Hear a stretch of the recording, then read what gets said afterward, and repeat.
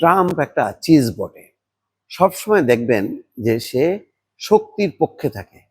যেমন ইসরায়েল আর গাজা যুদ্ধে সে ইসরায়েলের পক্ষে, আবার ইউক্রেন এবং রাশিয়ার এই যে যুদ্ধে সে ঠিকই রাশিয়ার পক্ষেই গেল। এখন পুতিনের শর্ত মানতে হবে। পুতিনের শর্ত মানে কি?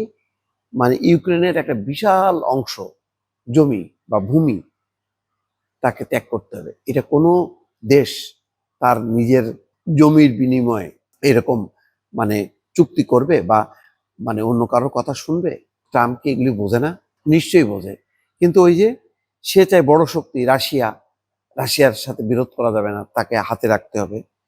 ইউক্রেনের প্রেসিডেন্ট জেলেনস্কিকে যুদ্ধ শেষ করার জন্য রুশ প্রেসিডেন্ট পুতিনের শর্ত মেনে নিতে বলেছেন যুক্তরাষ্ট্রের প্রেসিডেন্ট ডোনাল্ড ট্রাম্প।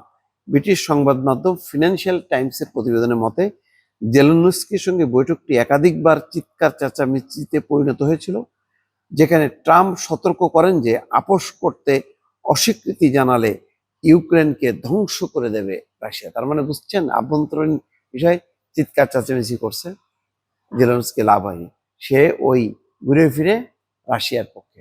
অথচ ট্রাম্পের সঙ্গে যে বৈঠকটা হলো যুক্তরাষ্ট্রে, কি হলো?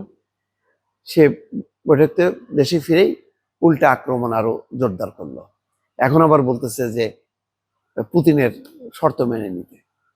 দেখেন, ট্রাম্পের উপর কোনো ভরসা আছে কারোর?